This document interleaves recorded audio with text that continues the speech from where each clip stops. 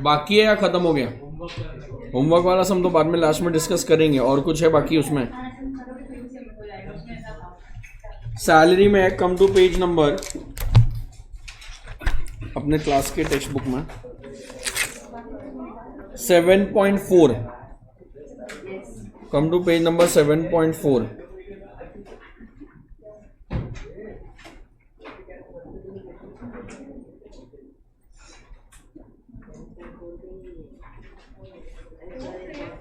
पहुंचे 7 पॉइंट पहुंचे कि नहीं? उसमें देखो वॉलेंट्री रिटायरमेंट एग्जेम्पशन है, मिला बेटा। 2 टाइप का रिटायरमेंट होता है, बराबर से सुनो प्लीज। कंपनी को है ना अपने एम्प्लॉय का वर्क लोड जो है, वर्क फोर्स जो है वो रिड्यूस करना है। तो कंपनी बोलती है हमारे कंपनी में 10,000 एम्प्लॉय है। जैसे अभी ये रिसेंट एग्जांपल है अपने पास, बीपीसीएल भारत पेट्रोलियम गवर्नमेंट की कंपनी है। किसकी है? पीएसयू, बराबर।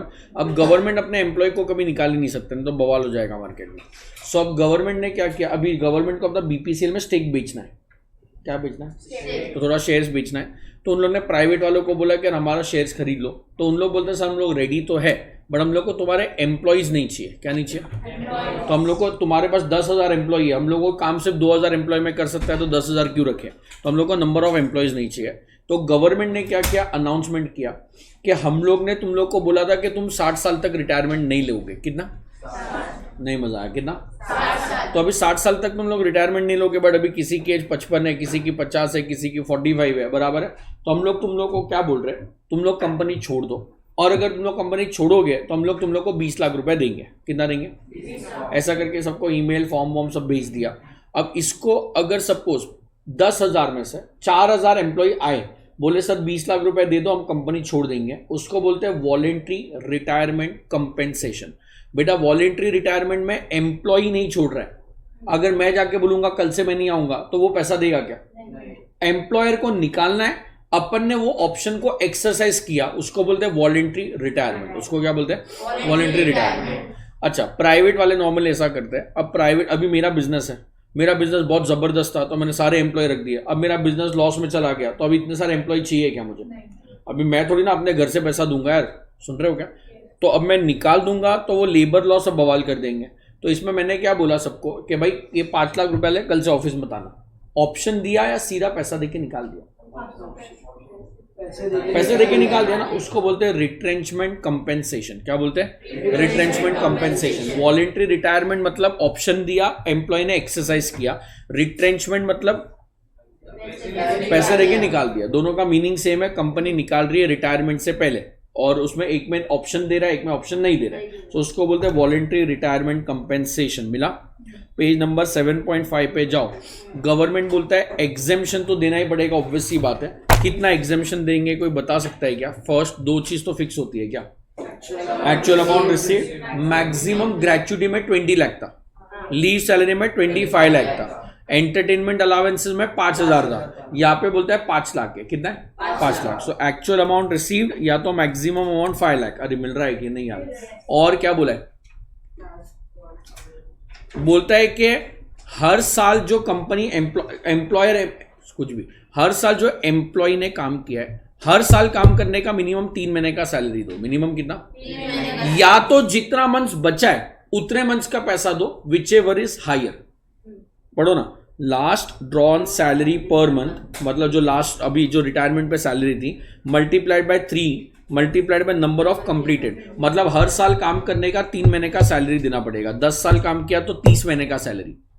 और last drawn salary per month multiplied by number of balance month in service, तो नंबर ऑफ बैलेंस मंथ सब 24 महीने, तो 24 महीना या तो जितना साल काम किया उतना, विच एवर इज क्या बोला? हायर। इतना आपको एम्प्लॉई को देना, मतलब इतना एम्प्लॉई को एग्जेम्पशन मिलेगा।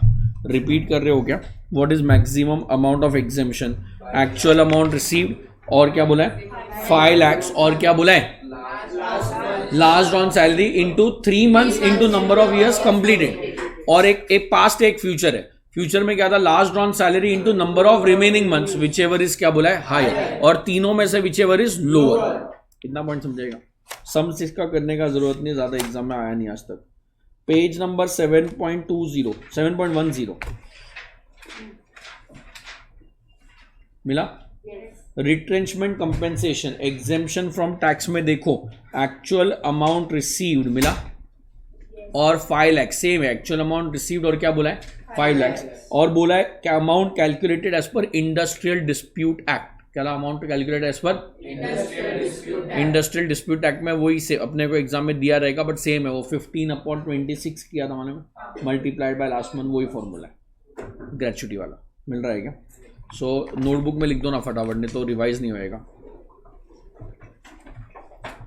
क्या था नोटबुक में लास्ट पार्ट,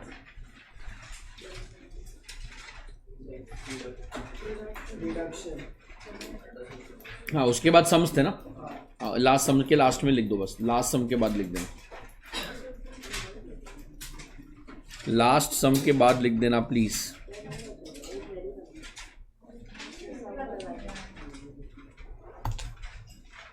लास्ट सम के बाद लिखना, क्या लिखोगे voluntary retirement amount of sorry voluntary retirement compensation, voluntary retirement compensation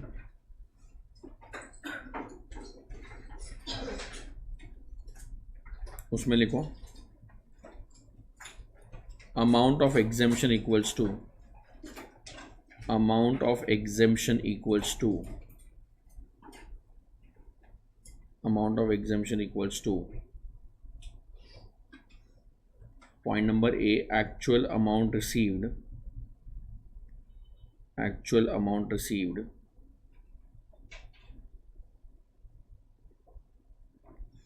point number B बोलो यार maximum 5 lakhs, maximum rupees 5 lakhs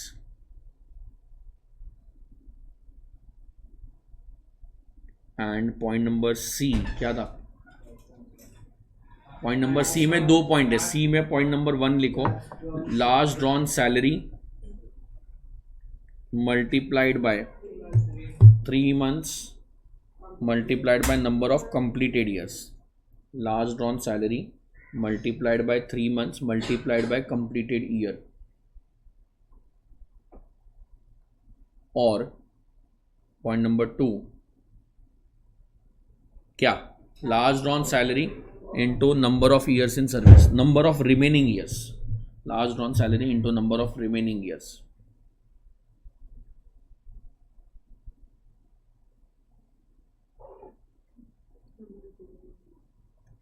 अभी जो 1 और 2 पॉइंट लिखा अभी लास्ट वाला मिला उसमें हायर का साइन डालो और जो ओरिजिनल ABC पॉइंट है उसमें लोअर का साइन डालो,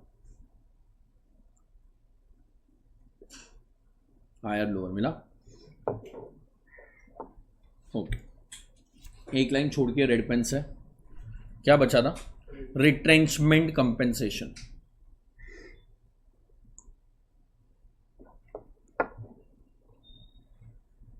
रिट्रेंचमेंट कंपेंसेशन डाल दिया है क्या, point amount of exemption equals to, amount of exemption equals to बोलना पड़ेगा बेटा तुम लोग को, actual amount received maximum 5 lakhs, actual amount received then आएगा मैक्सिमम 5 lakhs, आगे बोलो यार,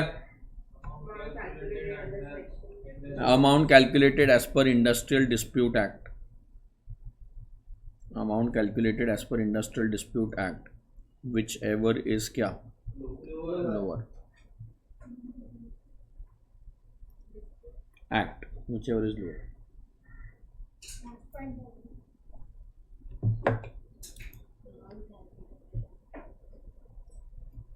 amount calculated as per industrial dispute act whichever is lower लिखा है कि नहीं यार, समझा है कि नहीं पता नहीं चलता, बराबर है। So that was your salary. एक होमवर्क हम डिस्कस करूंगा, कोई सुन रहा है, कैपिटल गेन्स के लिए मॉड्यूल लाए हो कि नहीं लाए हो, बोला था लाने कि नहीं लाने बोला था, लाए हो दोनों,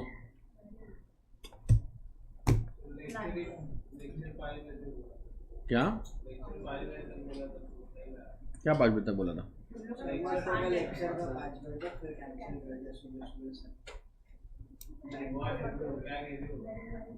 मतलब मेरे बाद शर्मा सर 5 बजे तक थे, सुबह सुबह साइकिल 10-15 मिनट बोलो किस कोई 2 जन के पास मॉड्यूल है या नहीं है? हाँ है। हाँ डाउनलोड, बट 2 आजू बाजू तेरे पास है, तुम दोनों के पास है, दोनों के पास ही नहीं है। एक तो मॉडल मुझे देना पड़ेगा ना तुम लोगों को, साथ में बैठो तुम दोनों पीछे, तुम दोनों के पास है ना?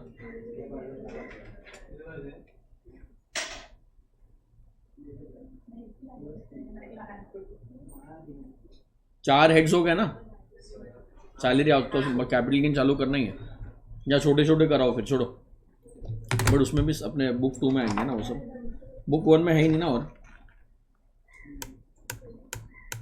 नहीं करना ही पड़ेगा कैपिटल गेन, फटाफट निकालो ना, मॉड्यूल ओपन करो प्लीज।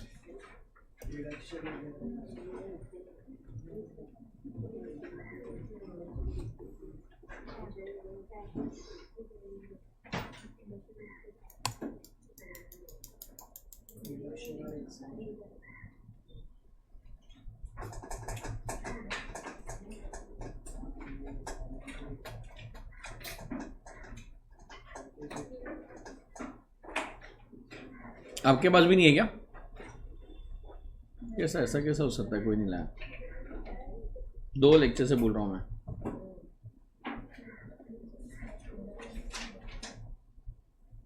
चलो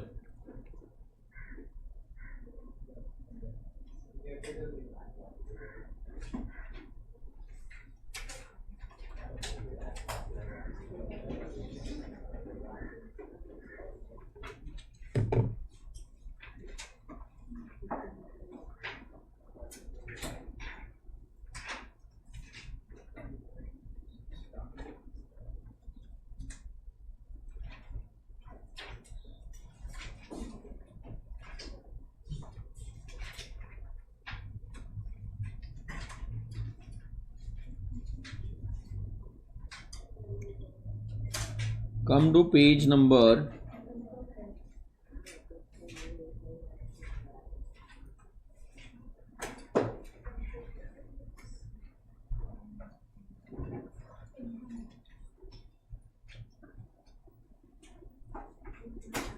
3.360, स्टार्टिंग में 3.360 पेज पे आओ, मतलब जो मॉड्यूल के कैपिटल गेन में 3.360, क्या 359 पर नहीं, कम टू 3.360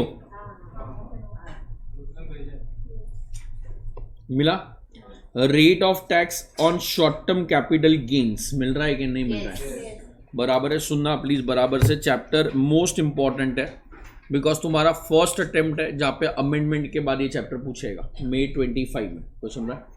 सो बेटा एकदम सिंपल लाइफ है, बोलता है 2 टाइप का कैपिटल गेन्स हो सकता है, one is short term capital gains, one is long term capital gains. One is क्या बोला है? Short term capital gains, one is long term capital gains, बराबर है। और दोनों में अलग अलग रेट है, 2 रेट है, 3 रेट है एक्चुअली, बराबर है। मेरे को बोलता है पहले देखो ना, short term capital gain arise on listed shares और unit of equity oriented mutual fund, unit of business trust, STT should have been paid on such sale, मिला। If the transfer take place before 23 जुलाई 24, 15% rate of tax, on और after 23 जुलाई 24 और 20% tax, मिला। उसके बाद नीचे बोला short term capital gains arising from transaction undertaken in foreign currency on recognised stock exchange located in international financial service centre would be taxable at a concessional rate of 15% or 20% as the case may be, even though STT is not paid in respect of such transaction. Note, short term capital gains on all other, मिल रहा है क्या? Yes. On other short term capital asset would be chargeable at normal rate. Normal rate मतलब वो slab rate की बात चल रही है, कोई सुन रहा ही नहीं है यार, बराबर है। मतलब ये राइट है या रॉन्ग है, बोलो please. Short term capital gains under section 111A हो सकता है, या तो other short term capital gains, बराबर है। अगर आपके पास other short term capital gains है तो आप स्लैब रेट पे टैक्स भरोगे। कौन से रेट पे भरोगे? स्लैब रेट पे tax भरोगे।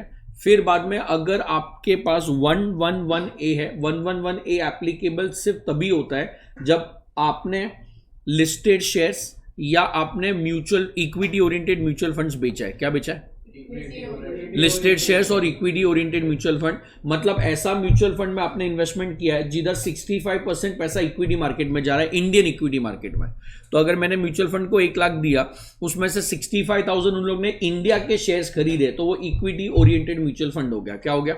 Equity oriented mutual fund. अगर आपने ऐसे म्यूचुअल फंड्स बेचे हैं जो इक्विटी वाले हैं, या तो आपने इक्विटी शेयर बेचा है रिलायंस का, उसका, और अगर शॉर्ट टर्म कैपिटल गेन्स है, कौन सा है, तो आपको टैक्स रेट जो एप्लीकेबल होगा वो 15% एप्लीकेबल होगा। कितना? 15%। अब इन लोग ने 15 को चेंज करके 20 कर दिया।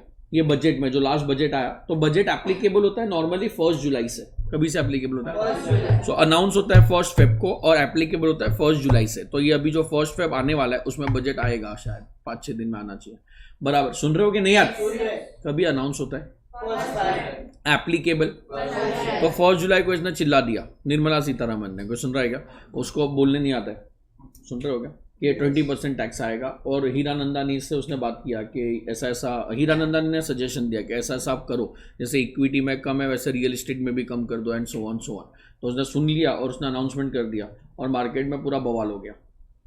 किधर बढ़ गया? बवाल हो गया। बोलते हैं कि यार 15 से 20% किया, मतलब बढ़ गया ना 5।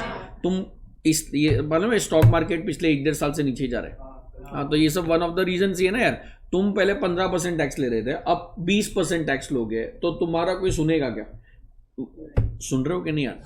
पहले वाली गवर्नमेंट जो थी कांग्रेस वाली, कांग्रेस को सपोर्ट नहीं कर रहा हूँ, बट उन लोग ने 2004 में क्या किया था, बोला इंडिया के इक्विटी मार्केट में पैसा लाना है। किधर? तो इंडिया के इक्विटी मार्केट में पैसा लाने के लिए उन लोग ने क्या किया? एग्जेम्प्टी कर दिया।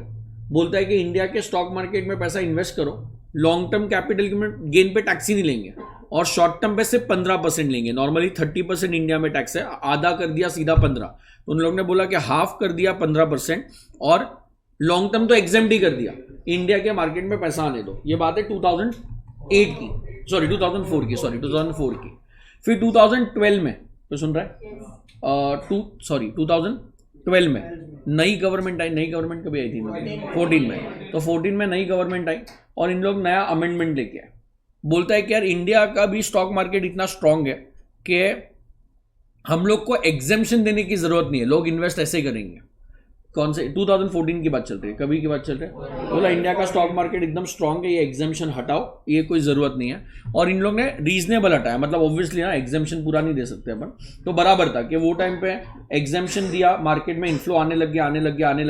अब इंडिया इकोनॉमी स्ट्रांग है, बूमिंग है, वर्ल्ड में टॉप 3 में आ गए अपन, और कुछ नहीं चाहिए अपने को। कोई सुन रहा है क्या? तो उसके बाद इंडिया ने डिसाइड किया कि टैक्स लगाना चाहिए, which was a corrective move, कुछ प्रॉब्लम नहीं है, और रीजनेबल भी लगाया। बोला सिर्फ 10% लेंगे। कितना लेंगे? 10% टैक्स लेंगे, और शॉर्ट टर्म पे 15 जो पहले था उतना ही लेंगे। तो same rule was applicable even after Modi government. अब उन लोग ने थोड़ा गलत स्टेप ले लिया ये स्टेज पे। अब उन लोग ने टैक्स और बढ़ा दिया। बोलता है क्या बोलता है, पढ़ो ना, short term capital gains under section 111A मिला। दो डेट दे दिया है, 23 जुलाई का डेट दिया है और उसके बाद वाला डेट दिया है। मिल रहा है क्या? ये बेटा डेट है ना, याद रखना जरूरी है, बहुत इंपॉर्टेंट है। किसकी बात चल रही है? 23 जुलाई। तो 23 जुलाई उन लोगों ने 1 जुलाई को अनाउंसमेंट कर दिया कि अभी रेट 20% हो गया। कितना हो गया? 20%। तो जब अभी उन लोग के माइंड में तो अभी भी कम है कि हम तो 30 से 20 पे ही है। अरे पुराने वालों ने 30 से 15 किया था, हम तो 20 कर रहे, अभी भी 30 थोड़ी ना किया। तो उनके माइंड में तो यही, हम तो अभी भी कम टैक्स ले रहे हैं। अरे बट पब्लिक तो देखेगा ना 15 से 20 हो रहा है यार, तो सुन रहा है क्या? तो 15 से 20% हो गया, तो इट इज राइट और रॉन्ग? तो बजट में बवाल हो गया। फिर बजट आने के बाद एकदम मार्केट में पागल तबाही मच गई कि ये क्या फालतू बजट है, ऐसा वैसा। तो उसने फिर 1 जुलाई को इंप्लीमेंट होना चालू हो जाता है, तो उसने 23 जुलाई तक क्लेरिफिकेशन इशू कर दिया कि चलो ठीक है, जो पुराने लोग हैं, पुराने लोग मतलब अगर तुम लोग के पास जुलाई से पहले का कैपिटल गेन है, अनाउंसमेंट करने से पहले का, तो पुराना रेट ही लेंगे 15%। उसके बाद वाला है तो फिर हम लोग 20% लेंगे। उसके बाद वाला है तो क्या लेंगे? 20%। सो चेक करो ना प्लीज। बोलता है if the transfer takes place, if the transfer मतलब माल शेयर्स बेचा है, कभी बेचा है? 23 जुलाई 24 से पहले। क्या वाला? 24 शेयर्स सोल्ड बराबर है बिफोर, क्या लिखूं? 23 जुलाई 24। तो फ्लैट कितना परसेंट आएगा? 15%। और फिर अगर ऑन और आफ्टर क्या 23 जुलाई 24, सो फ्लैट 20% आएगा। मेरे हिसाब से तो कंप्लीटली रॉन्ग है, कंप्लीटली रॉन्ग है। 15% ही होना चाहिए, रीजनेबल रेट था, कोई प्रॉब्लम नहीं थी, आराम से सब चल रहा था। कोई सुन रहा है क्या? अब इकोनॉमिक में पैसा नहीं है तो अभी बेसिकली क्या हो गया, अपन बोल रहे जीडीपी ग्रो हो रहा है, क्या बोल रहे हैं, है ना? देखना आईएमएफ ने भी फोरकास्ट किया 2025 में सबसे फास्टेस्ट ग्रोइंग इकोनॉमी इंडिया ही है 6.5% पे। बट प्रॉब्लम ये है कि कंजम्पशन स्लो डाउन हो रहा है। क्या स्लो डाउन हो रहा है? तो मतलब टैक्सेस कलेक्शन से जीडीपी ग्रो हो रहा है। जीडीपी मतलब क्या, पैसा आ रहा है ना गवर्नमेंट के पास है, तो टैक्सेस कलेक्शन से पैसा आ रहा है, इससे आ रहा है, उससे आ रहा है, बट इकोनॉमी में इतना पैसा है नहीं। सुन रहे हो क्या? बट फिर on the other hand luxury brand का सेल भी बढ़ रहा है, तो समझ नहीं रहा इंडिया में क्या हो रहा है। सुन रहे हो क्या? नहीं तो इंडिया में रहना चाहिए नहीं रहना चाहिए? इंडिया में रहना चाहिए, यूएस में सब पागल है। वो सुन रहा है क्या? रिपीट करो, कौन से कैपिटल गेन्स की बात चल रही है? Short term capital gains. दो सेक्शन में, अंडर सेक्शन 111A और एक नॉर्मल। नॉर्मल मतलब आपने घर बेच के शॉर्ट टर्म कैपिटल गेन हुआ, बाजू में जाएगा। ज्वेलरी बेच के शॉर्ट टर्म कैपिटल गेन हुआ, बाजू में जाएगा। बॉन्ड्स डिबेंचर बेच के शॉर्ट टर्म कैपिटल गेन हुआ, बाजू में जाएगा। सिर्फ इक्विटी शेयर और इक्विटी ओरिएंटेड यूनिट ही उधर आता है, वो भी लिस्टेड। अनलिस्टेड शेयर बेचा तो स्लैब रेट में जाएगा। कोई सुन रहा है? अगर शॉर्ट टर्म कैपिटल गेन हुआ, घर, jewellery, unlisted shares, bond, debenture बेच के, तो कौन सा रेट है? Slab rate. तो कौन सा रेट है? Slab rate. जो अपन ने पढ़ा था 0 से 3, 3 to 7, 7 to 10, 10 to 12, 12 to 15, more than 15। याद है क्या? अरे बोलो यार। तो वो वाला स्लैब रेट एप्लीकेबल होएगा। सिर्फ किस पे 15% है बोलो ना? 111A। 111A मतलब क्या था? Equity share, equity oriented units. कहां से बेचा है? रिकॉग्नाइज स्टॉक एक्सचेंज से। अगर शॉर्ट टर्म जुलाई 23 से पहले का है तो, और 23 जुलाई या उसके बाद का है तो 20%। मिल रहा है क्या? आगे बढ़ो ना प्लीज। नीचे, उसके नीचे मिला rate on long term capital gains. अब वहां पे 112A है, मिला। अंडर सेक्शन 2 है यहाँ पे 112A और 112 मिल रहा है क्या? प्लीज बोर्ड पे ध्यान देना। अगर एक आदमी इक्विटी शेयर्स बेच रहा है या इक्विटी ओरिएंटेड यूनिट्स बेच रहा है, रिपीट नहीं कर रहे, क्या बेच रहा है? और अगर वो उसको बेच रहा है रिकॉग्नाइज स्टॉक एक्सचेंज के थ्रू रिकॉग्नाइज स्टॉक एक्सचेंज मतलब स्टॉक मार्केट, बीएससी एनएससी से बेच रहा है, और उसने क्या किया है? एसटीटी पे किया है, एसटीटी पेड, मिल रहा है क्या? On sale and purchase. तो जब खरीदा था तभी भी एसटीडी पे किया था, बेचा है तभी भी पे किया है, तो ऑब्वियसली बात है मार्केट से बेचोगे खरीदोगे तो एसटीडी पेड ही होएगा। अरे बोलो यार। और अगर इसको लॉन्ग टर्म कैपिटल गेन्स हुआ है तो ये जाएगा 112A में, और ये इसी को अगर शॉर्ट टर्म कैपिटल गेन हुआ है तो ये जाएगा 111A में। सेम कंडीशन है, शॉर्ट टर्म है तो 111A, लॉन्ग टर्म है तो 112 है। क्या होना चाहिए? Equity oriented unit. कहां से बेचना है? रिकॉग्नाइज स्टॉक एक्सचेंज से। और क्या पे करना है? Security transaction tax. अगर ये कंडीशन सेटिस्फाइड है, लॉन्ग टर्म हुआ तो 112A, शॉर्ट टर्म हुआ तो 111A। तो ये जो ऊपर अपन ने पढ़ा है 111A वाला, वो ये वाला है, बराबर है। 112A भी वही है, सेम अमेंडमेंट जैसा ही है। यहाँ पे दो एरो है, एक है क्या लिखो? बिफोर 23 जुलाई 24। अरे बोलो यार। ऑन और आफ्टर क्या है? 23 जुलाई 24। अरे बराबर है। सो तुम्हारा FM हो गया, तुम लोग ने बोला। हाँ, 112A में देखो ना, अगर लॉन्ग टर्म कैपिटल गेन्स 1,25,000 को एक्सीड हो रहा है तो 10% है और 12.5% है, मिला। On transfer of listed share, unit of equity oriented unit, मिल रहा है क्या? एसटीटीएस पे total exemption for the previous cannot exceed, कितना बोला है? 1,25,000। वो बाद में नेक्स्ट पैराग्राफ नहीं पढ़ा रहा हूँ। और लास्ट पॉइंट इंपॉर्टेंट है, benefit of indexation and currency fluctuation will not be available. Perfect है, कुछ गलत नहीं किया इन लोग ने, प्लीज बोलना। इक्विटी शेयर कहां से बेचा? क्या पे किया? एसटीडी, बराबर है। तो ये बोलता है 112A कि अगर जुलाई 23 जुलाई से पहले बेचा तो इंडेक्सेशन नहीं देंगे। क्या नहीं देंगे? इंडेक्सेशन नहीं देंगे, बराबर है। ये तो पहले से था बेटा, इसमें कोई अमेंडमेंट नहीं, ये सेम ही है। क्या इंडेक्सेशन नहीं देंगे? आपने कैपिटल बजटिंग पढ़ा है, और कैपिटल बजटिंग में अगर तुम लोग ने पढ़ा है कि याद नहीं है वो ठीक है, सम भी याद नहीं है चलेगा, बट ये कॉन्सेप्ट याद है कि नहीं बोलो। कैपिटल बजटिंग में मैंने मशीन आज खरीदी और मैं उस पर मैन्युफैक्चरिंग करूंगा तो पहले साल में इतना सेल, दूसरे साल में इतना सेल, पढ़ा है कि नहीं, तीसरे साल में इतना सेल, चौथे साल में इतना सेल, फिर वो सेल्स का प्रॉफिट निकालते होंगे और फिर उसको डिस्काउंटिंग फैक्टर से मल्टीप्लाई करते होंगे। क्यों डिस्काउंटिंग फैक्टर से मल्टीप्लाई करते हैं? प्रेजेंट वैल्यू पे लाने के लिए। क्यों प्रेजेंट वैल्यू पे लाते हैं? ऑब्वियसली ना। अरे मैंने 50 लाख में एक चीज खरीदा और मैंने 1 साल के बाद 50 लाख में बेच दिया।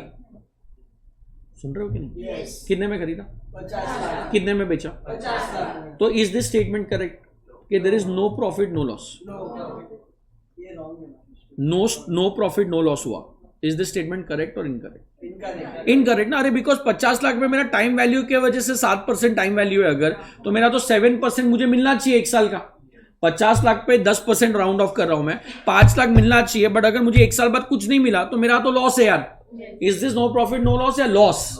लॉस। अरे यार समझ रहा है क्या? 50 लाख के बाद मैंने 50 लाख में घर खरीदा और मैंने 2 साल के बाद उसको बेच दिया, या 10 साल के बाद उसको बेच दिया 80 लाख में। सोच के बोलना, 50 लाख में घर खरीदा और 10 साल के बाद उसको 80 लाख में बेच दिया, तो क्या मेरा 30 लाख का प्रॉफिट हुआ है? नहीं। अरे यार तुम 10 साल पुराने वैल्यू को आज के वैल्यू से कंपेयर करोगे तो प्रॉफिट ही आएगा ना यार। क्या बोला? 10 साल पुराने वैल्यू को आज के वैल्यू से कंपेयर करोगे तो प्रॉफिट ही आएगा। अरे बट यार ये पुराना जो वैल्यू है उसको आप इन्फ्लेशन के हिसाब से एडजस्ट भी तो करोगे कि जब 50 लाख में खरीदा था तब इंडिया में इन्फ्लेशन सपोज था 106, कितना था? आज इंडिया का इन्फ्लेशन हो गया 130, तो जब खरीदा था 50 लाख में तो 106 के हिसाब से था। आज अगर 130 हो गया है तो आज प्रोपोर्शनेट वैल्यू सपोज 65 लाख आ रहा है। कितना? 65 लाख। तो 65 लाख का सामान मैंने 70 लाख में बेचा तो 5 लाख का प्रॉफिट आना चाहिए। वापस से पूछ रहा हूं, 10 साल पहले कितने में खरीदा था? आज बेचा 70 लाख में।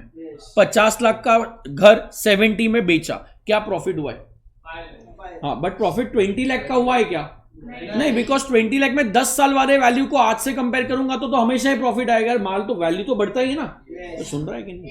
तो गवर्नमेंट को मैंने बोला सर ये तो अनफेयर है, आप पुराने वाले वैल्यू को कैसे? अरे तुम समझो ना, तुम्हारे दादाजी ने 10,000 में प्रॉपर्टी खरीदी थी, आज वो प्रॉपर्टी का वैल्यू 10 लाख हो गया होगा।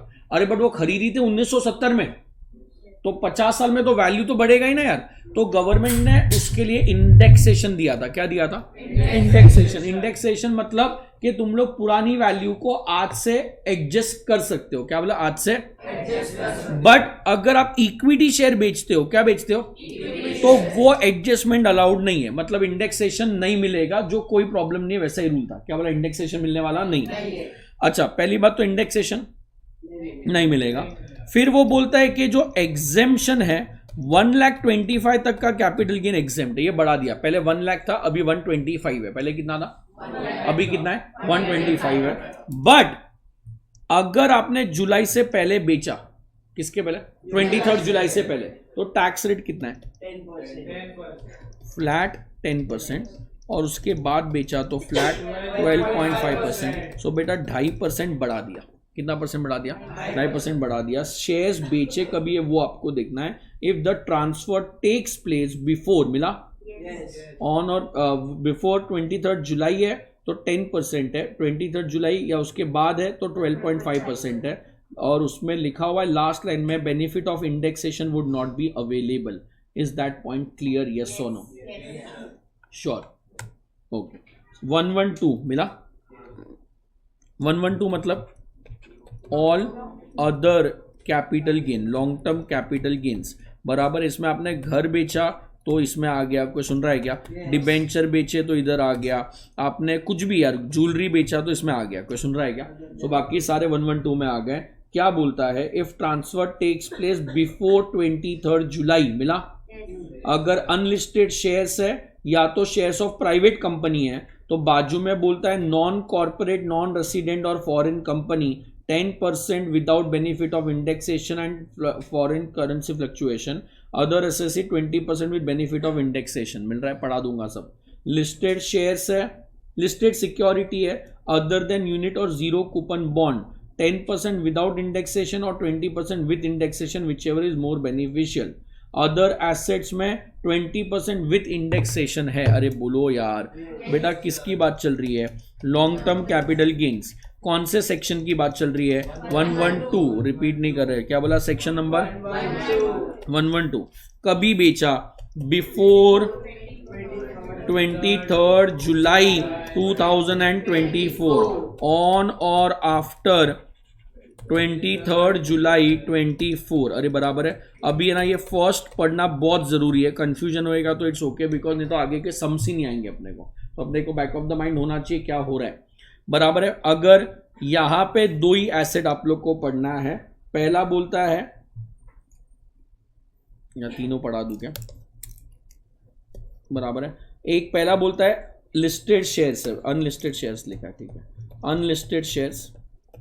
बराबर है, मिल रहा है क्या? एक है ना लिस्टेड शेयर्स नहीं है बेटा, लिस्टेड सिक्योरिटीज है। अरे यार मिल रहा है क्या? लिस्टेड शेयर होएगा तो 112A में जाएगा। अगर लिस्टेड शेयर्स होएगा तो या तो 10% या तो 12.5%। अगर लिस्टेड बॉन्ड्स डिबेंचर है तो इधर आएगा। नहीं समझा? ये कंफ्यूजिंग है और पहले ही पढ़ा रहा हूं बिकॉज आगे के समझ नहीं आएंगे यार। ये देखो ना, इक्विटी शेयर बेचा है, कहां से बेचा है? लिस्टेड है ना, मतलब यार लिस्टेड शेयर बेचा तो 112A, लिस्टेड शेयर बेचा तो 111A। अरे यार लिस्टेड शेयर बेचा तो 112A लॉन्ग टर्म में, शॉर्ट टर्म में तो 111 है। यहाँ पे लिस्टेड लिखा है बट लिस्टेड शेयर्स नहीं, डिबेंचर बॉन्ड्स की बात चल रही है। किसकी बात चल रही है? Debenture bonds. और एक बोलता है ऑल अदर। क्या बोला? ऑल अदर मतलब घर बेचा, ज्वेलरी बेची है, हाउस, गोल्ड एक्सेट्रा। इतना पॉइंट क्लियर है? आंसर बोलोगे प्लीज। 112 में बोलता है अनलिस्टेड शेयर बेचा है, तो प्लीज फर्स्ट नॉन कॉर्पोरेट नहीं आएगा आपके एग्जाम में। 20% है विथ इंडेक्सेशन, मतलब गवर्नमेंट बोलता है वो आप टाइम वैल्यू से एडजस्ट कर लो। किससे एडजस्ट कर लो?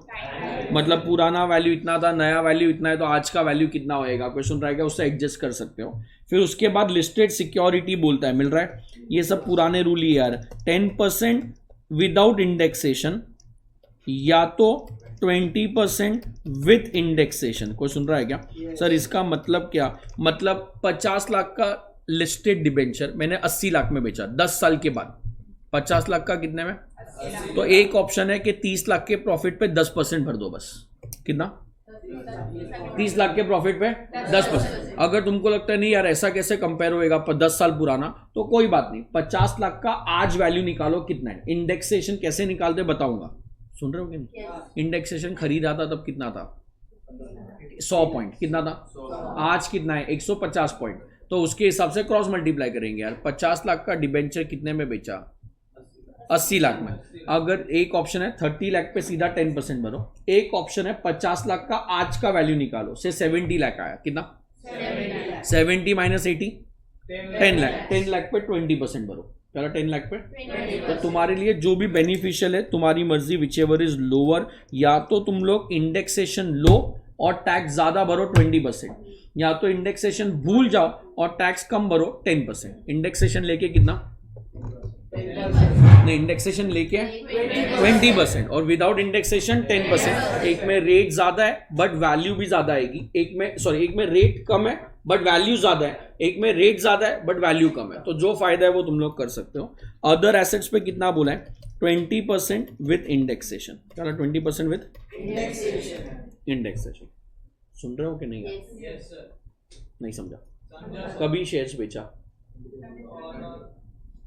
23 जुलाई या उसके पहले। क्या? 23 जुलाई और उसके पहले। अगर लिस्टेड शेयर्स है तो इंडेक्सेशन लॉन्ग टर्म पे नहीं मिलेगा, फ्लैट 1,25,000 तक टैक्स भी नहीं भरना है। और पहले जुलाई के पहले बेचा तो 10%, 23 जुलाई के बाद बेचा तो 12.5%। कितना? 12 तो रेट बढ़ा दिया 2.5% से। कितने परसेंट से?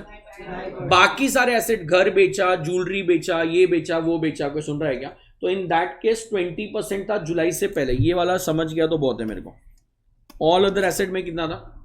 20% 23 जुलाई से पहले। और अगर 23 जुलाई के बाद बेचा तो ये हीरानंदानी ने सजेस्ट किया था, पढ़ो ना टेबल। लैंड और बिल्डिंग और बोथ मिला। इफ अक्वायर्ड बिफोर 23 जुलाई, बाजू में बोलता है इंडिविजुअल और HUF और रेसिडेंट मिला। 12.5 without indexation, 20% with indexation, which ever is more beneficial. Other SSC 12.5 without indexation. नीचे बोलता है लैंड और बिल्डिंग और both if acquired on 23rd जुलाई और other assets other than taxable under 112A। बाजू में बोलता है 12.5% without indexation in case of non resident. छोड़ दो बेटा, बाद में देखेंगे। क्या बोला? सोल्ड, सुन नहीं रहे हो तुम लोग बेटा। डेट रट्टा मारना है, बट डेट इफेक्टिव कभी है? सोल्ड, कोई सुन रहा है क्या? सेल कभी हो रहा है वो अपन देख रहे हैं। सोल्ड लिखा है, सोल्ड लिखा है, मिल रहा है क्या बेटा? वो डेट का करोगे क्या? खरीदा कभी है वो देखना है, बेचा कभी है वो देखना है, बेचा कभी है वो देखना है, बेचा कभी है वो देखना है। डेट के साथ वो भी याद रखना है भाई कि बेचा कभी है। कोई सुन रहा है क्या? यहां पे बोलता है, यहां पे सोल्ड में कॉम्प्लिकेटेड कर दिया। एक्चुअली टैक्स सिंप्लीफाई करना था, इसको तो बर्बाद कर दें इन लोगों ने पूरा। नया आएगा तो देखेंगे वो भी कितना सिंप्लीफाई होता है।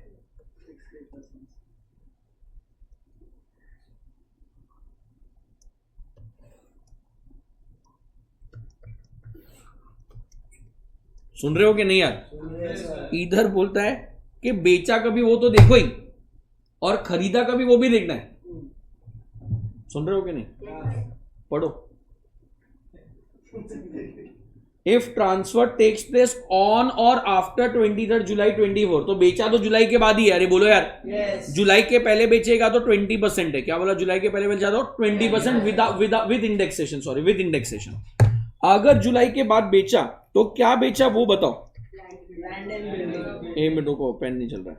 लैंड एंड बिल्डिंग है तो अलग रूल है, मिल रहा है कि नहीं यार? और नीचे वाले टेबल में देखो ना, लैंड एंड बिल्डिंग और क्या लिखा है? Other assets, other assets excluding 112A। Excluding क्या बोला? मतलब ये शेयर्स को हटा दो। तो ये बात कर रहा है ज्वेलरी की, एग्जांपल लिख रहा हूं सिर्फ, ज्वेलरी बराबर है। डिबेंचर्स, मिल रहा है कि नहीं यार? ये सब की बात चल रही है बराबर। तो पहले तो अगर जुलाई के बाद बेचा है तो बेचा क्या है? लैंड एंड बिल्डिंग बेचा है या ज्वेलरी बेचा है? एग्जांपल, अगर लैंड एंड बिल्डिंग बेचा है तो खरीदा कभी था? लैंड एंड बिल्डिंग और बोथ इफ अक्वायर्ड बिफोर, मिला? तो बेचा तो बाद में ही है, बट खरीदा था बिफोर 23rd जुलाई 24। अरे यार क्या बोला? खरीदा कभी था? बेचा भी जुलाई 24 के बाद, खरीदा जुलाई 24 के पहले। अच्छा, बेचा भी बाद में और खरीदा भी बाद में। परचेज लिखना पड़ेगा ना, परचेज आफ्टर क्या? जुलाई 24। अरे सुन रहे हो क्या यार? कभी खरीदा था यार जुलाई से पहले, कभी बेचा जुलाई के बाद। तो यहां पे कौन हो, कौन तुम, वो बताना पड़ेगा तुमको। इंडिविजुअल HUFO तो अलग रूल है, कंपनी पार्टनरशिप फॉर्म है तो अलग रूल है। कोई सुन रहा है क्या? पढ़ो ना, सामने लिखा इंडिविजुअल और HUF बीइंग अ रेसिडेंट। तो यहाँ पे बोल रहा है रेसिडेंट इंडिविजुअल HUF है तो अलग रूल है।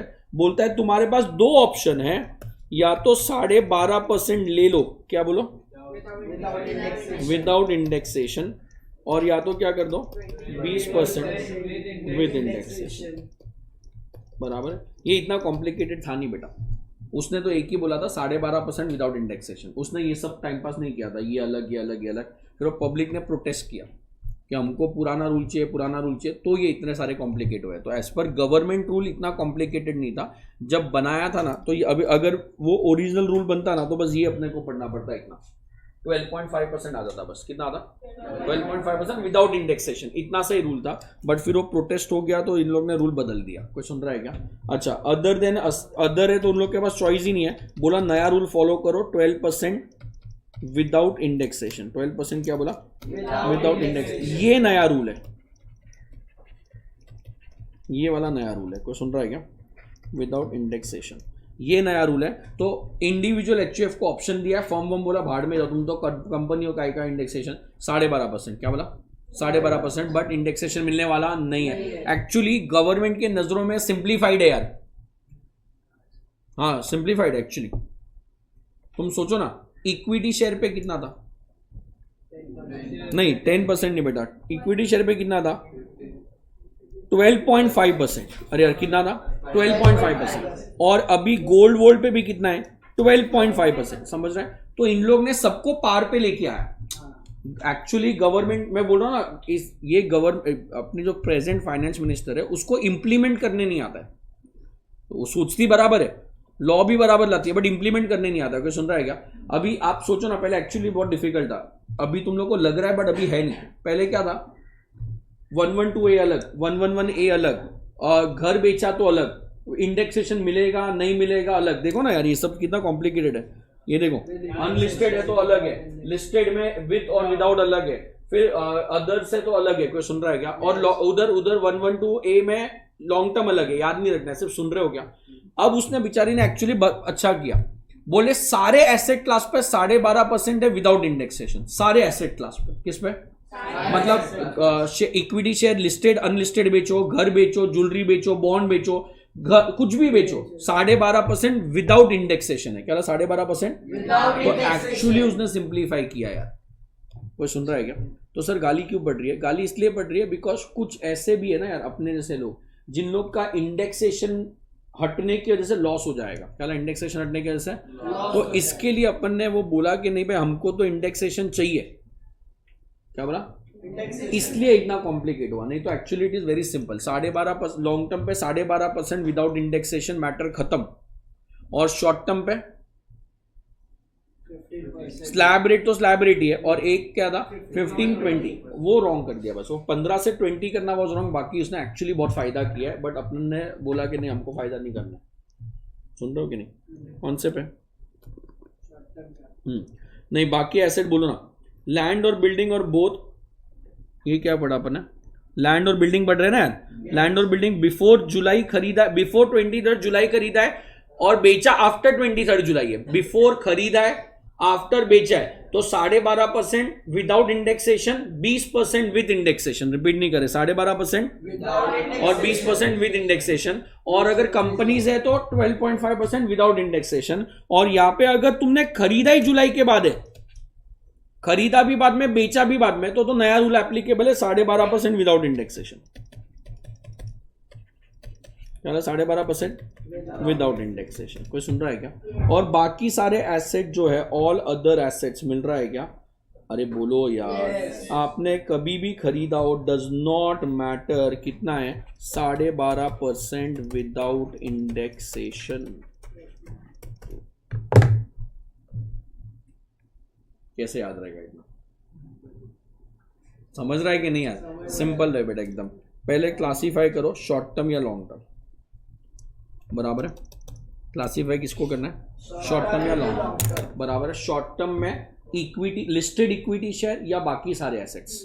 लिस्टेड इक्विटी शेयर है तो बेचा कभी है, खरीदा कभी भाड़ में गया, बेचा कभी है। अगर बेचा है कभी 23 जुलाई 24 से पहले तो 15%, 23 जुलाई के बाद तो 20%, और बाकी सारे शॉर्ट टर्म पे स्लैब रेट, बाकी सारे शॉर्ट टर्म पे slab rate. Short term is very simple. Repeat करोगे क्या था? ऐसा मत पढ़ो, ओल्ड रेट न्यू रेट पढ़ो। ओल्ड रेट इक्विटी शेयर पे 15%, न्यू रेट 20%, वो डेट याद हो जाएगा। Old rate is 15%, new rate is 20%, इतना समझा।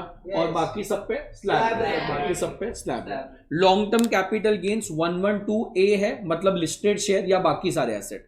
अगर लिस्टेड शेयर है तो old rate 10% without indexation, new rate 12.5% without indexation. Repeat नहीं करे, old rate without indexation, new rate 12.5% without indexation, और 1.25 का एग्जाम्पशन है। कितने का एग्जाम्पशन है? 1.25 का। तो वापस से रिपीट कर दो, एकदम सिंपल है, कुछ रट्टा नहीं मारना। डेट इग्नोर करो। रिपीट करोगे क्या? कौन से कैपिटल गेन है? Short term, long term. Short term में लिस्टेड इक्विटी बोलो यार, लिस्टेड इक्विटी शेयर या तो अदर्स। लिस्टेड इक्विटी शेयर में old rate is 15%, new rate is 20%, बाकी सब पे स्लैब है। लॉन्ग टर्म 112A मतलब लिस्टेड इक्विटी शेयर, अरे बोलो यार, ओल्ड रेट 10% विदाउट इंडेक्सेशन, बोलो ना आगे, 10% without indexation, new rate 12.5% without indexation. कभी ओल्ड रेट न्यू रेट मतलब क्या? सोल्ड बोलो, sold, sold important, sold before 23 July, on और आफ्टर 23 जुलाई, बस इतना याद रहेगा। आंसर बोलो यार।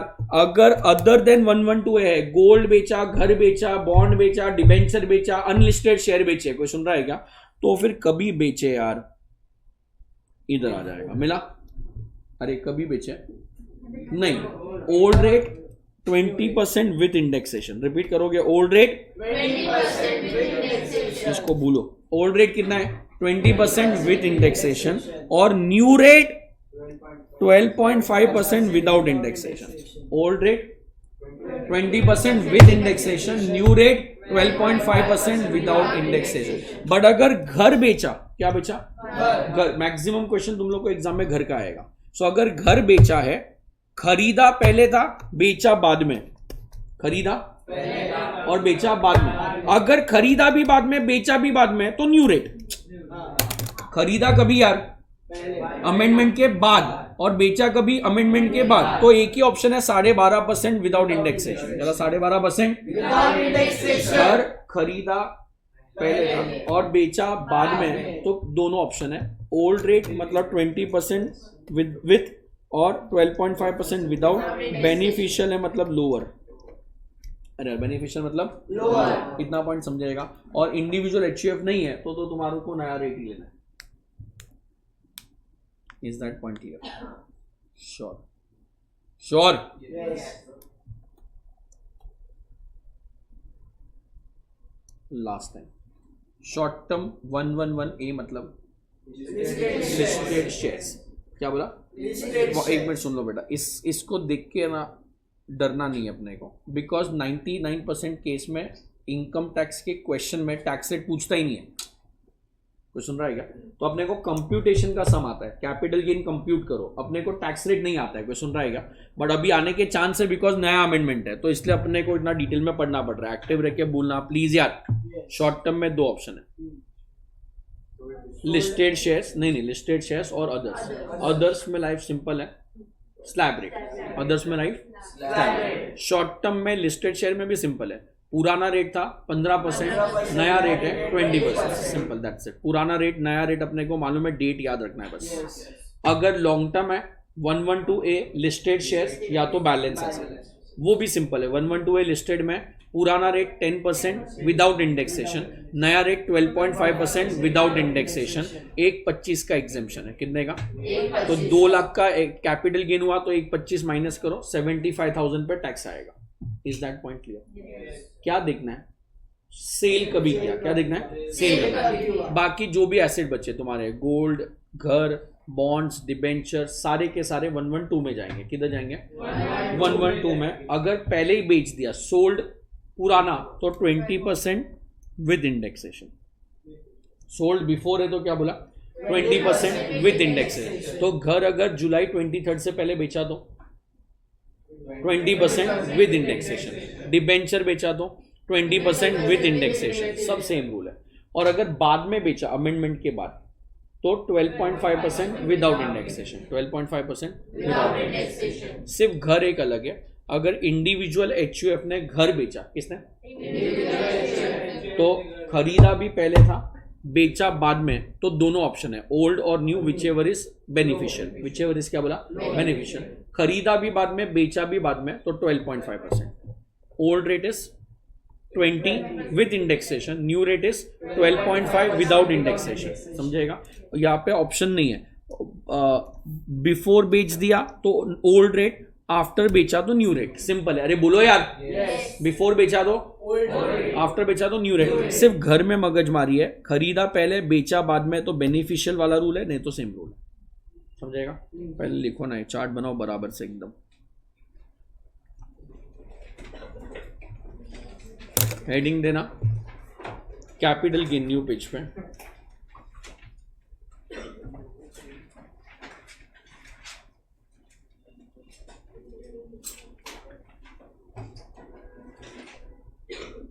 कैपिटल गेन में लिखो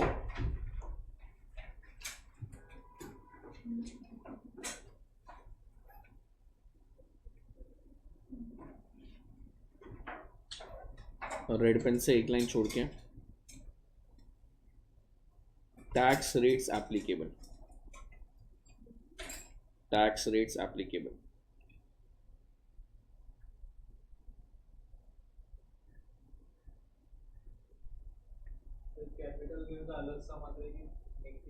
नहीं अलग आता है,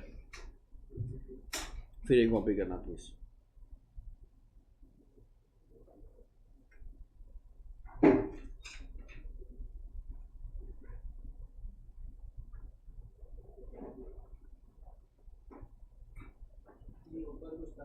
नहीं टैक्स रेट्स लिखा ना, उस पर ये कॉपी करना।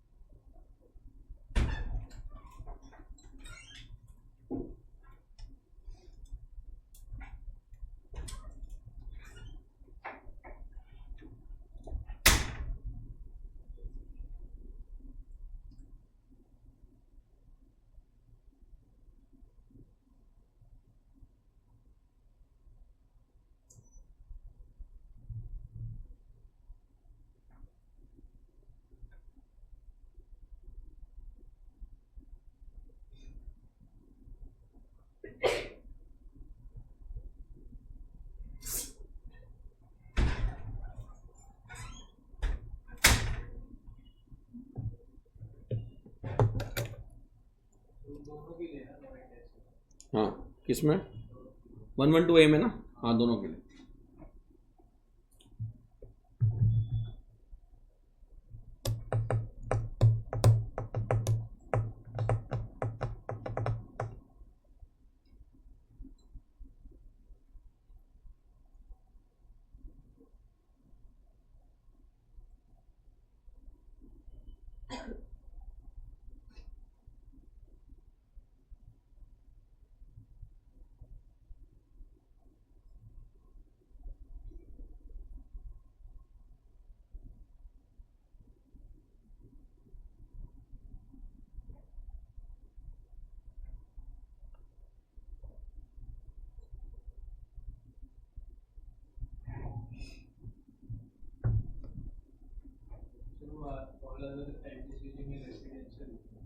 रेसिडेंशियल हाउस लिख दो, कुछ भी लिख दो वहाँ पे, शॉप भी लिख सकते हो, लैंड भी लिख सकते हो, एवरी अदर वहाँ पे लिख दो residential house, debenture, jewellery, shop, land etcetera.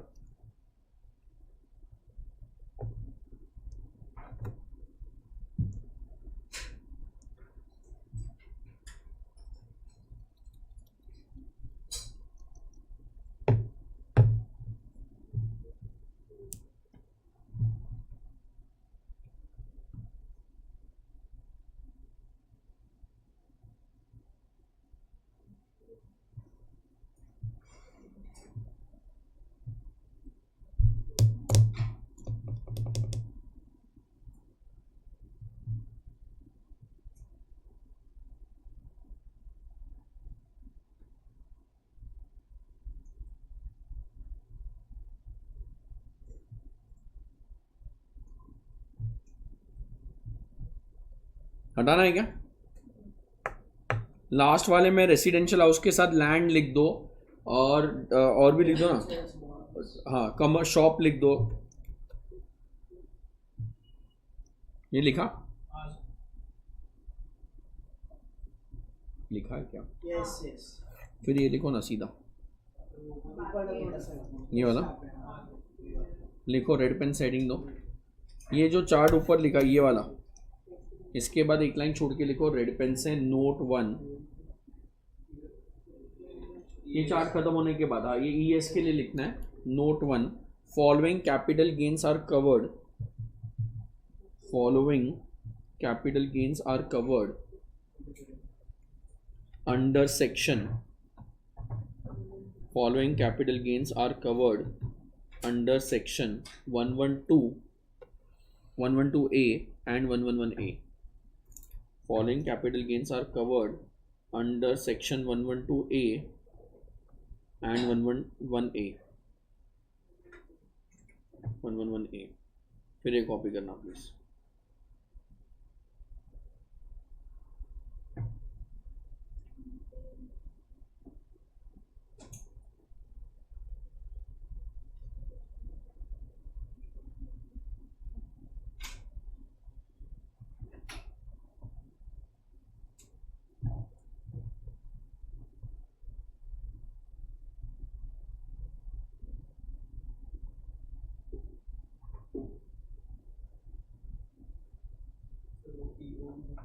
Equity oriented units.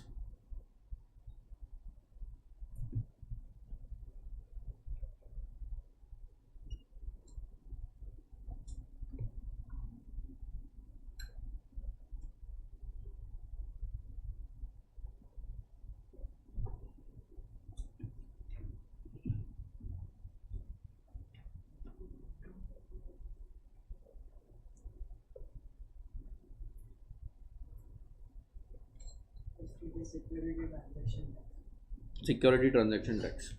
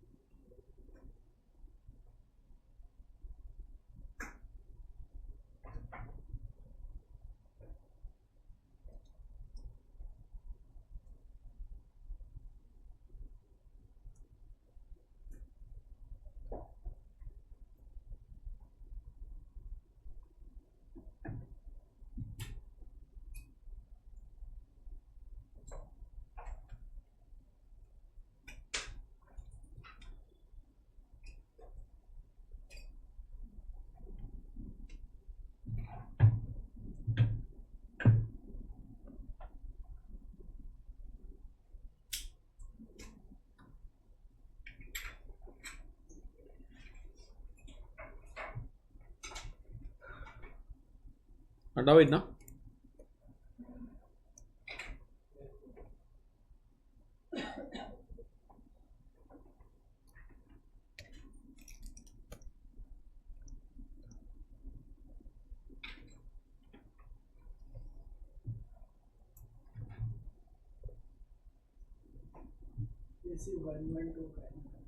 ये हाँ 112।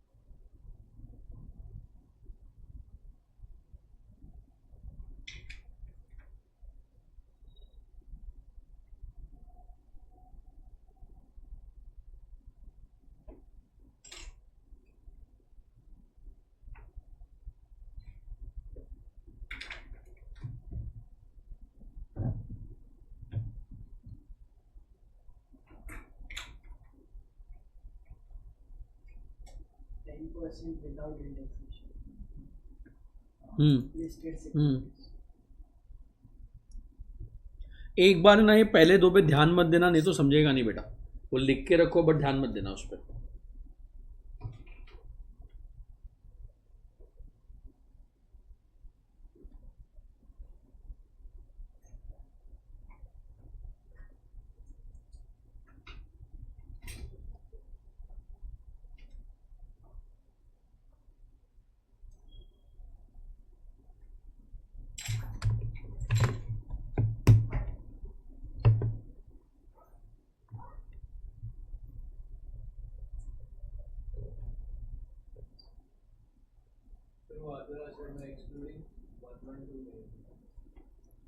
हाँ ऊपर कोई कॉपी कर रहा था। घर का मेरे को बोलोगे क्या क्या होएगा घर का, एक मिनट रुक के बोलो घर में क्या होएगा। हाँ नहीं घर में क्या होएगा, इंडिविजुअल एचयूएफ और अदर्स। अदर्स पहले तो छोड़ दो। घर में ओल्ड रेट वॉज 10% नहीं यार 20% विथ इंडेक्सेशन। क्या बोला 20% विथ। with indexation. तो पहले तो घर अगर बिफोर बेचा है, बिफोर व्हाट 23 जुलाई, तो 20% विथ इंडेक्सेशन। घर अगर बाद में बेचा है तो 12.5% without indexation. But individual HUF है तो ऑप्शन है जो भी बेनिफिशियल है वो, बट खरीदना बिफोर है। क्या बोला खरीदना बिफोर, ये लिखो उसके बाद मैं लिखाता हूँ। घर मेन है बस तुम्हारे लिए, घर मेन है और इक्विटी शेयर्स मेन है बस।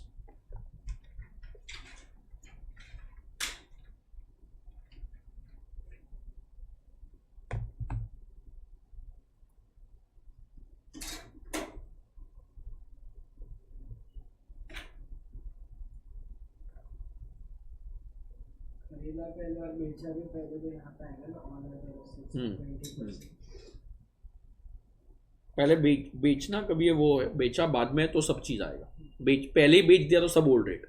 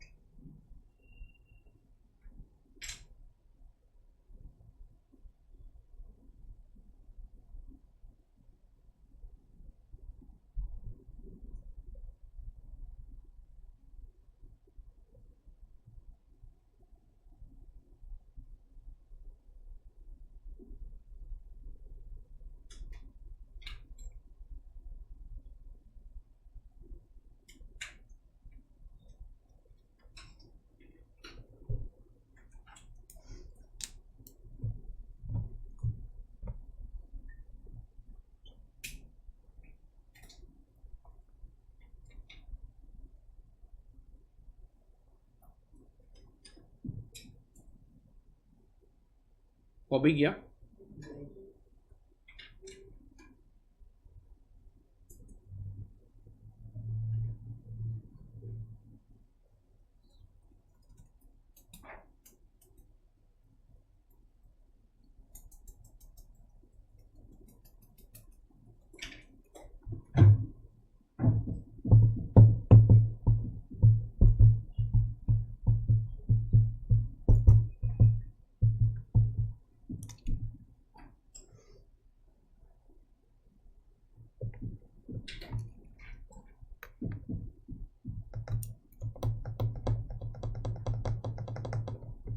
बोलो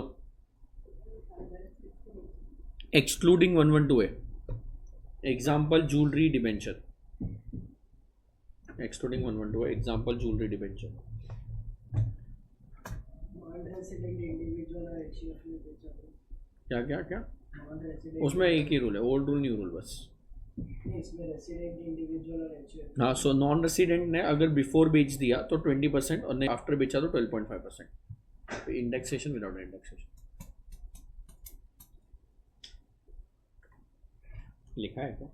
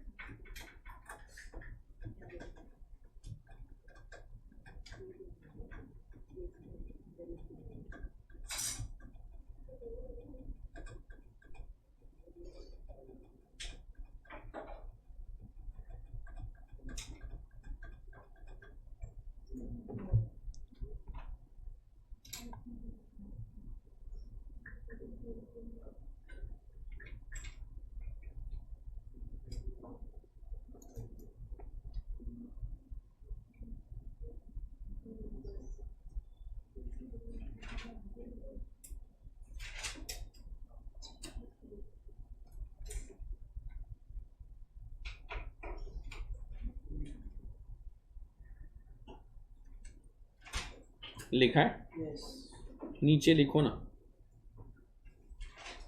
एग्जाम्पल्स,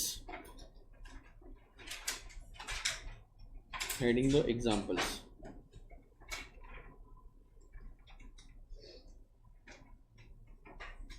लिख दिया क्या? 1 मिनट देना मुझे.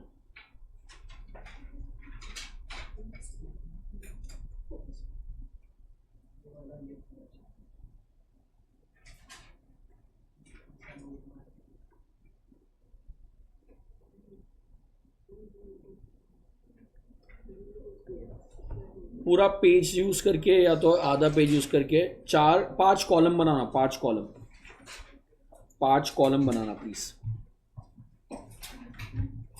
5 कॉलम बनाओ.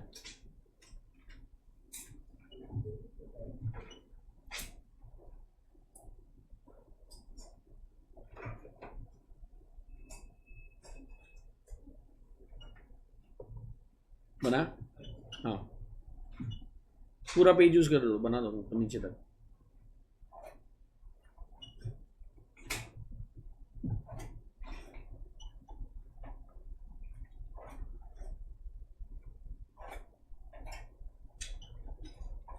फर्स्ट कॉलम में लिखो type of capital asset. Type of capital asset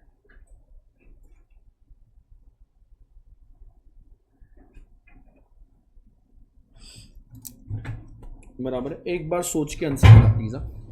आराम से बैठो बेटा. मैं मेन फोकस कर रहा हूँ रेसिडेंशियल हाउस पे, बराबर है. उसका रीज़न है कि तुम्हारे एग्जाम में मैक्सिमम ये पूछता है.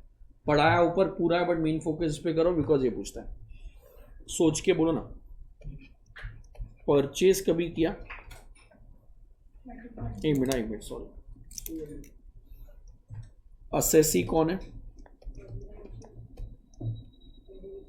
नहीं दो, आराम से बैठो. असेसी कौन है? Purchase sale. कोई सुन रहा है क्या? टैक्स.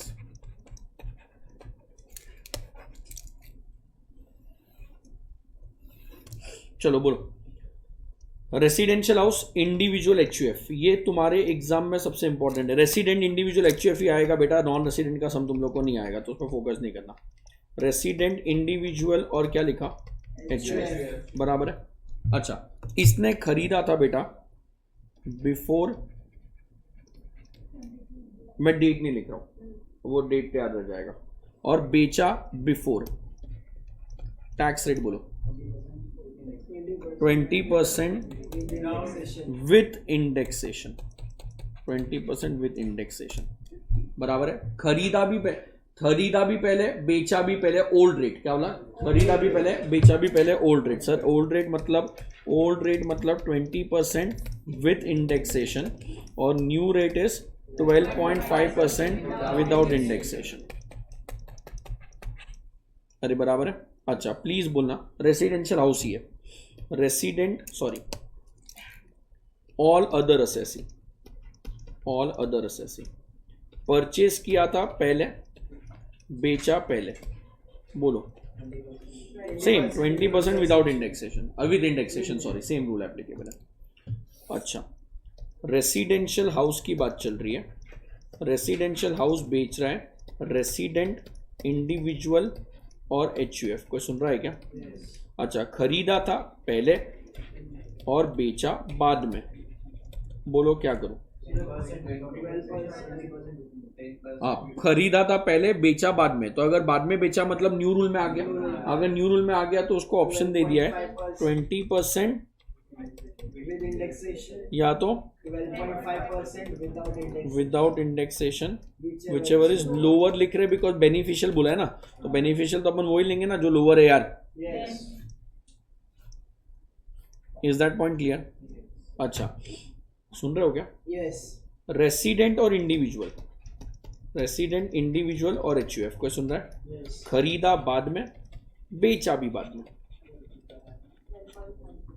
स्कॉलर, आगे बोलो यार, without indexation, समझा क्या? yes, खरीदा भी पहले बेचा भी पहले, तो दोनों पहले तो 20% विथ, क्या 20% with विथ, indexation, खरीदा पहले बेचा पहले तो हमेशा 20% विद इंडेक्सेशन, कोई भी हो, क्या बोला? कोई भी हो, खरीदा पहले बेचा बाद में तो 20 और 12.5 विच एवर इज लोअर, और अगर खरीदा बाद में बेचा बाद में तो 12.5% without indexation, बराबर जा रहे हैं कि नहीं यार? जा रहे हैं। ऑल अदर असेसी,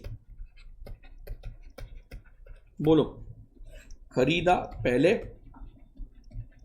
बेचा बाद में, 12.5% without indexation, खरीदा बाद में बेचा बाद में, बोलो दोनों में सेम रेट है 12.5% विदाउट इंडेक्सेशन, समझेगा क्या? बराबर है। मैंने रेसिडेंशियल हाउस पे फोकस किया बेटा, बिकॉज 99% रेसिडेंशियल हाउस के सम आते हैं, अपार्ट फ्रॉम दैट कुछ आएगा तो इक्विटी शेयर आएगा 99% ऑफ केस। अरे यार सुन रहे हो क्या? जरूरी नहीं है, पढ़ाया सब है, बाद में बोलना मत घर ही पढ़ाया, बराबर है। किसकी बात चल रही है? शेयर्स। शेयर्स तो सिंपल लाइफ है एकदम। क्या सिंपल लाइफ है? Short term long term. Short term में 111A और बैलेंस अदर एसेट 111A है तो 15% विदाउट, और वो तो इन शॉर्ट टर्म इंडेक्सेशन मिलता है नहीं, 15% बिफोर वाला 20% आफ्टर वाला। 112A में 10 और 12.5% विदाउट इंडेक्सेशन, एक 25 का एग्जेम्पशन है, उसमें तो मगजमारी नहीं है। सो ये रेसिडेंशियल का समरी कॉपी करना है तो कर सकते हो।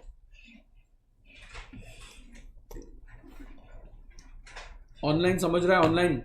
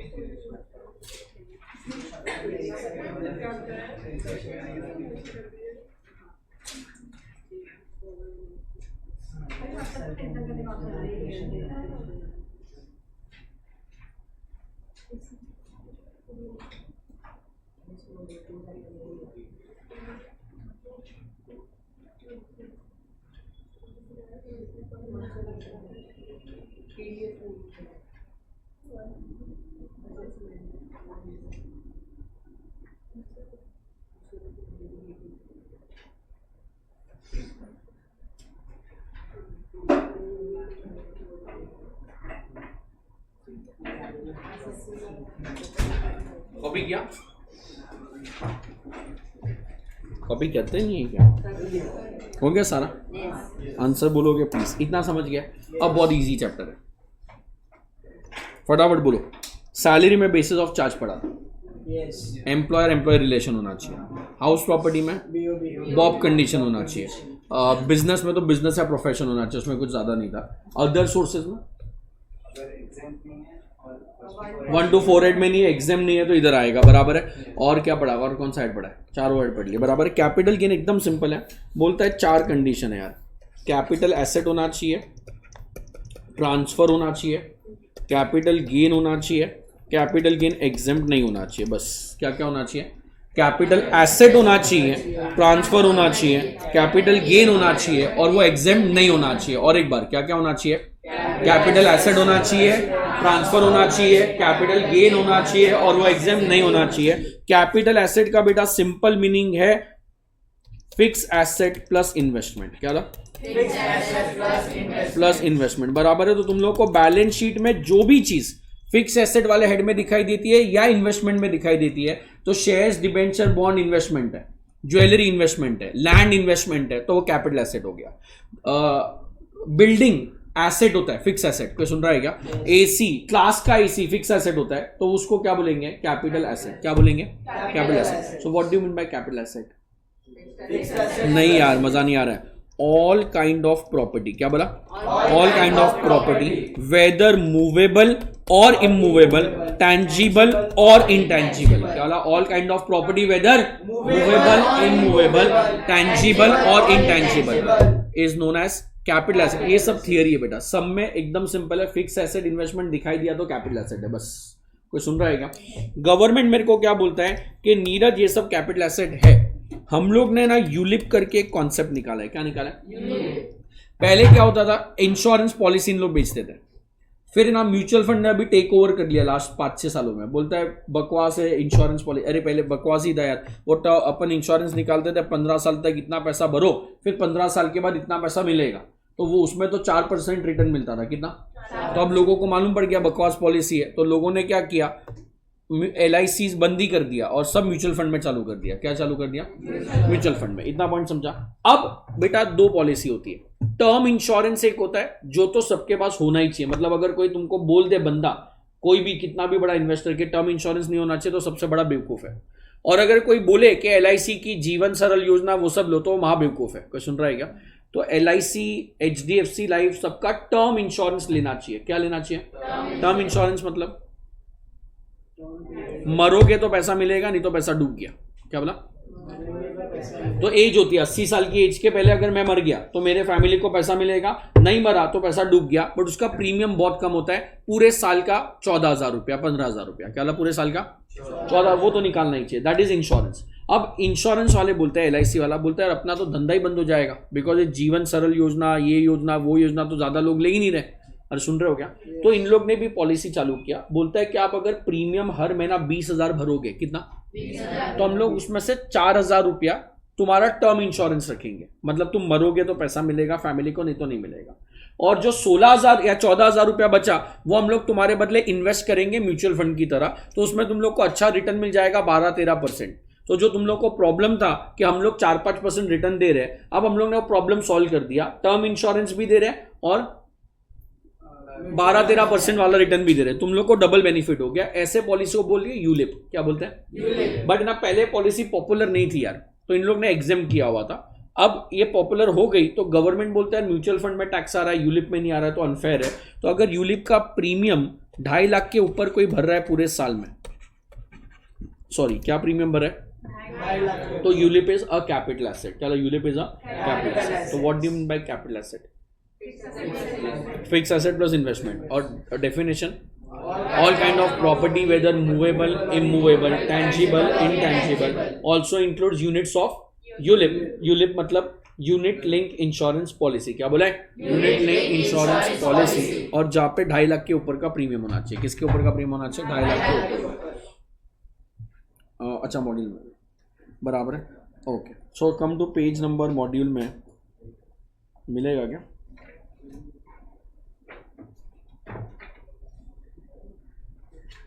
कम to page number 364।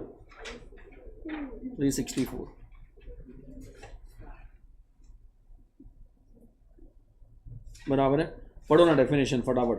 Property of any kind held by the assessee whether or not connected with business or profession, मतलब ऑल काइंड ऑफ प्रॉपर्टी हो गया। कोई सुन रहा है क्या? अरे बोलो यार। उसके बाद point number C, unit link insurance policy, वो डेट याद नहीं रखना आपको, नीचे बोला एक्सीडिंग 2,50,000 मिला, नीचे का पैराग्राफ पढ़ना नहीं प्लीज। बराबर। सो 2.5 लाख रुपए के ऊपर का प्रीमियम है, तो यूलिप को भी क्या बोलेंगे? Capital asset. फिर ना ये बहुत सालों से प्रॉब्लम चल रहा था, इंडिया में बिजनेस एंड प्रोफेशन पे टैक्स रेट ज्यादा आता है, स्लैब रेट में ज्यादा आता है, 30% वो सब आता है, बट जो कैपिटल गेन अपन ने अभी पढ़ा ना 12.5%, 10% इतना ही आता है। तो जो फॉरेन इंस्टीट्यूशनल इन्वेस्टर्स है ना, इन लोग ने गवर्नमेंट को पूछा कि सर हम लोग ने इंडिया में सिक्योरिटी खरीदी है, क्या इंडिया में सेबी के गाइडलाइन के हिसाब से। अब ये अगर सिक्योरिटी हम लोग बेचते तो ये बिजनेस एंड प्रोफेशन में जाएगा या कैपिटल गेन में, बिकॉज हम इंस्टीट्यूशनल इन्वेस्टर का तो बिजनेस ही है खरीदना बेचना। अगर बिजनेस एंड प्रोफेशन में गया तो हम लोग को 30% जितना टैक्स आ जाएगा। कितना?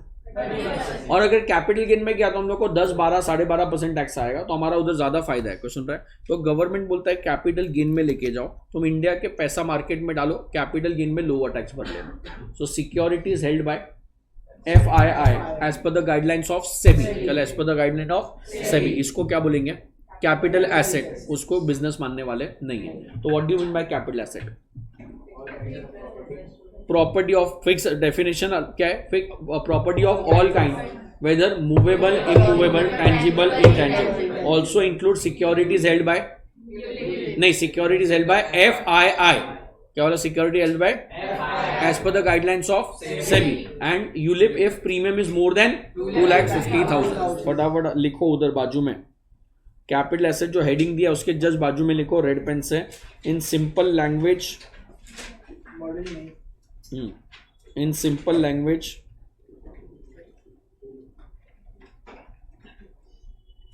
language, क्या? Fix asset plus investment, fix asset plus investment,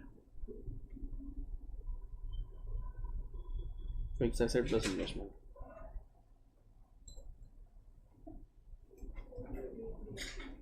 लिखा है कि नहीं यार? सुन रहे हो? सुनते हो कि नहीं? लेक्चर नहीं सुनते? हाँ। उसके बाद highlight the word property of any kind, property of any kind, highlight the word property of any kind. Second point, B point में highlight the word securities, foreign institutional investors, SEBI, security, foreign institutional investor, next line पे सेबी, फिर highlight the word ULIP, second line के last में highlight the word premium payable exceeding 2,50,000, premium payable exceeding ₹2,50,000 मिला है बेटा? सोच के बोलो, सोच के, सुन रहे हो क्या? घर का कभी ना कभी अपन ने कुछ तो बेचा होगा, साइकिल या फ्रिज या टीवी या मोबाइल फोन पुराना, हाँ कैसे भी, या तो 2000 में बंगाल वाले को दे दिया या एक्सचेंज में दे दिया, कभी कैपिटल गेन भरा है क्या? तो पर्सनल मूवेबल प्रॉपर्टी पे टैक्स नहीं आता है। किस पे नहीं आता है? Personal movable property. Personal immovable property हुआ तो आएगा। अरे यार घर बेचा तो आएगा, बट घर का टीवी एसी फ्रिज बेचा तो नहीं आएगा, घर का कार बेचा तो नहीं आएगा। मूवेबल है ना, पर्सनल मतलब मूवेबल, घर का TV AC fridge car laptop mobile बेचा तो नहीं आएगा। ऑफिस का AC TV fridge car laptop बेचा तो आएगा, ऑफिस का बेचा तो आएगा, पर्सनल मूवेबल पे नहीं आएगा। अरे बोलो किस पे नहीं आएगा यार?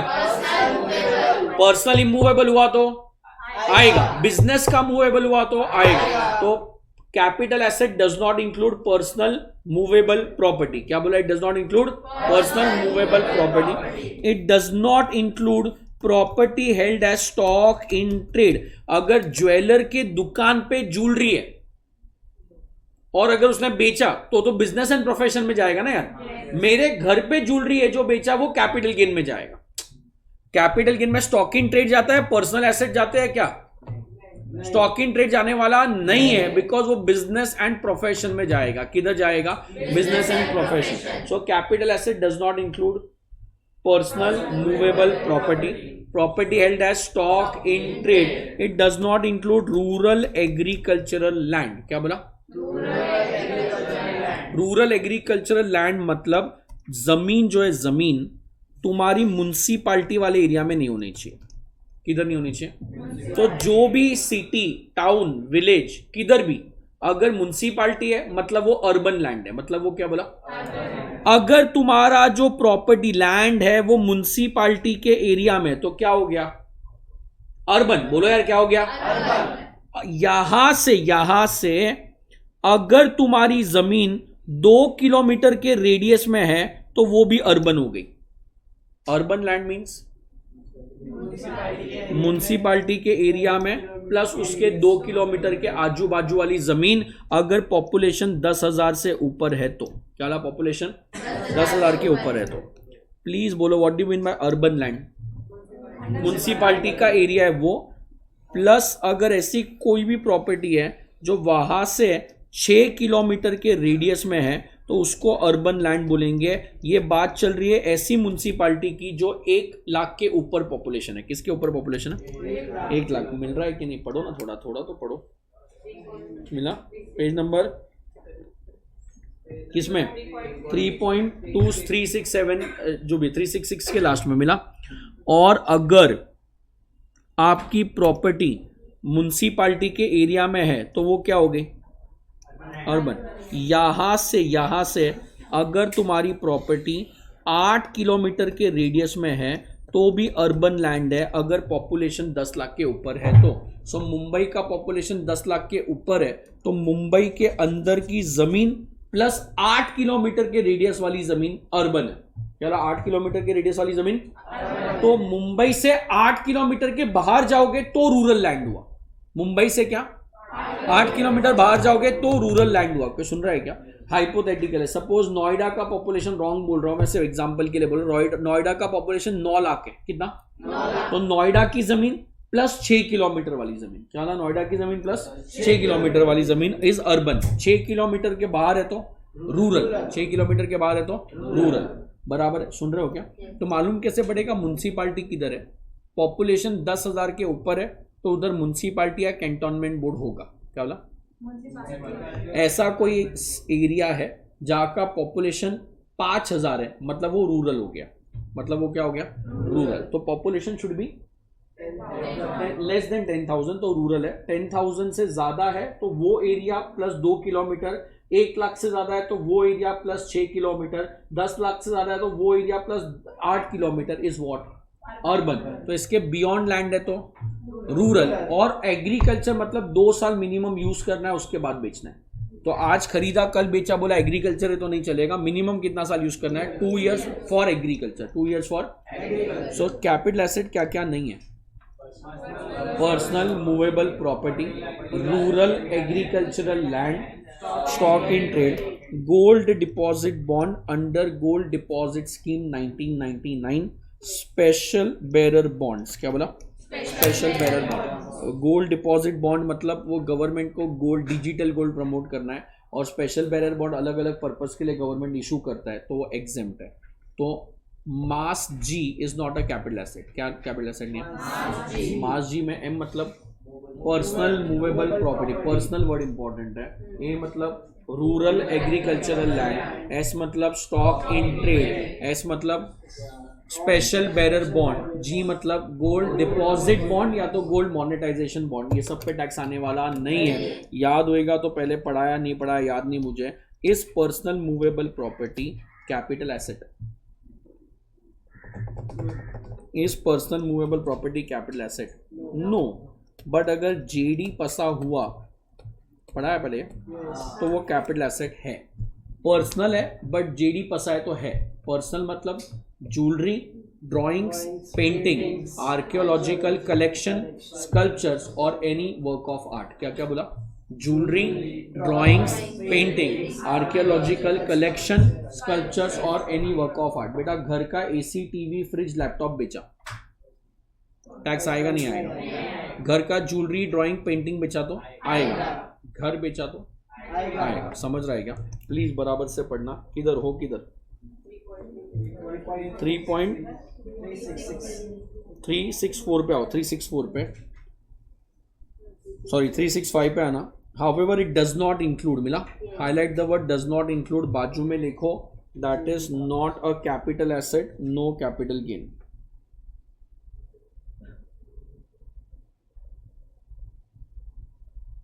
क्या बोला, दैट इज स्टार्टिंग में एकदम वो बॉक्स, फर्स्ट बॉक्स के नीचे not a capital, does not include में लिखो not a capital asset, no capital gains, not a capital asset, no capital gains.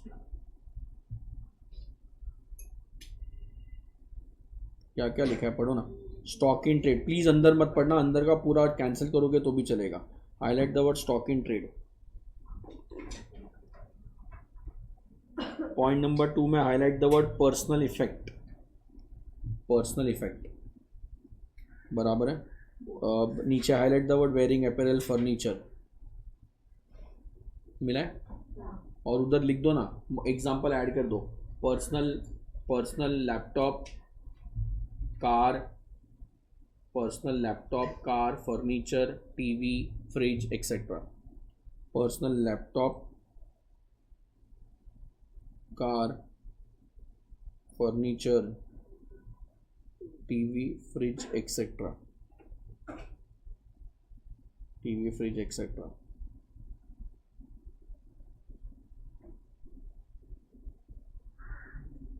लिखा है? फिर उसके बाद लिखा है एक्सक्लूडिंग करके कुछ लिखा है, मिला? एक्सक्लूडिंग में प्लीज बाजू में लिख देना that is capital asset, that is capital asset, और उसमें लिख दो जेडी पसा, जेडी पसा।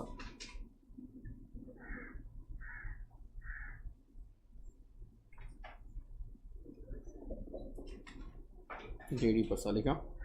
और उसके बाद प्लीज वो बॉक्स वॉक्स नहीं पढ़ना, डेफिनेशन ऑफ ज्वेलरी काम का नहीं है बेटा। उसके बाद point number 3 highlight the word rural agricultural land, highlight the word rural agricultural land, मिला? अंदर का नहीं पढ़ना, फिर सीधा टेबल पढ़ना नीचे, 2 किलोमीटर, 6 किलोमीटर, 8 किलोमीटर वाला, मिला?